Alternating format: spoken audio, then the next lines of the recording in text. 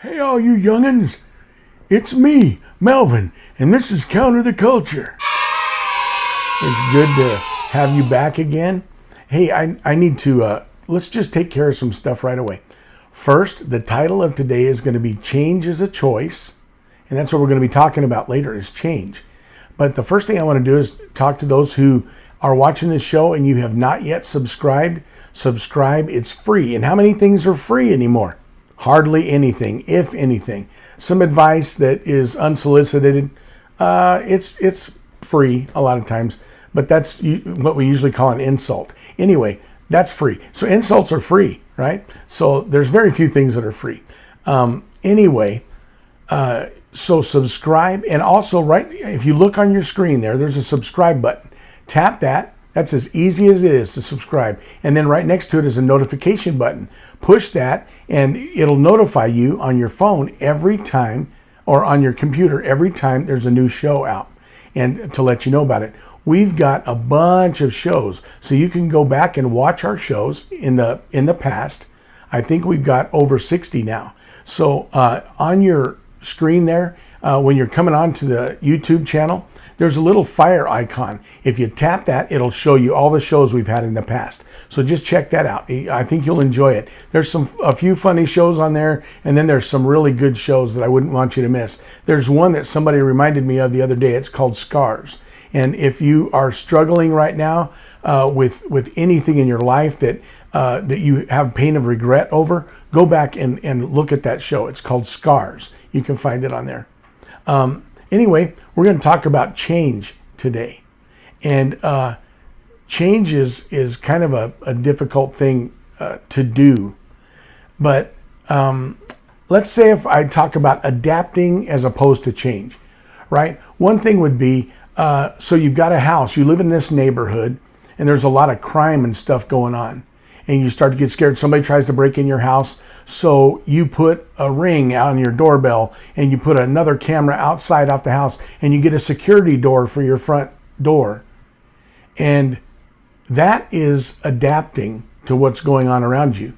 Change would be packing it up and moving out of the neighborhood. You get what I'm saying? So here's what I know. Change is a choice, and adapting is without your choice. Is involuntary. It just happens around you. A lot of things, like people believe in evolution, and I don't believe in evolution. I believe in adaptation, that different creatures, animals and stuff will adapt to their environment. People do too, like the people that live in Central and South America that are always climbing up trees and stuff to be able to get their food and all of that. Their big toe kind of separates from the rest of their foot so that they can climb trees better. Their bodies have adapted to their environment. And I believe that that's what happens is we adapt to our environment. So let's just say hypothetically you're married to a non-Christian person, somebody that doesn't care anything about God or care what God thinks. And it really breaks your heart, and you keep inviting them to church over and over and over, but they won't go with you. Finally, they say, well, to get you off my back, I'll start going to church with you. I'll do what you want. I'll not do these other things. I'll not go to the bar, or I'll not go do things that, may cause a problem with our family. I'll do that. But I'm not going to accept your God. And they go to church with you and everything. And then you hope over time that something's going to happen, but it doesn't. But they've adapted to what you wanted. What the optimum thing would be is that person go to church with you or whatever, and they get saved. They ask Christ into their heart to come in and change them. You get what I'm saying? So the change comes not by someone simply going to church or simply changing their activities, but by asking God to change them. I thought back about a friend of mine. I was talking to them about the Lord one night, and I said, man, if you're here because you hurt your mom's feelings or you're in trouble or whatever, you're in the wrong place, man. I got things to do. But if you're here because you want to change, you want God to change you, then you're in the right place. You've come to the right place. You guys, that's what I want to tell you right now. If you want to change, if you really want to change in your life, you've come to the right place. Like I said, it's not Going to a church is not going to change you. It's a good thing to go to church. You should, to be in fellowship with other believers. But what I'm saying is that in itself won't change you. The only one who can change you is Christ, is God. And asking Jesus to come and wash you clean. All the sin and the crud and the mud that people have and we've all experienced, to wash us clean and make us just like we had never sinned. That's justification. And justification means just as if you had never sinned. And Jesus can make you pure as snow right now.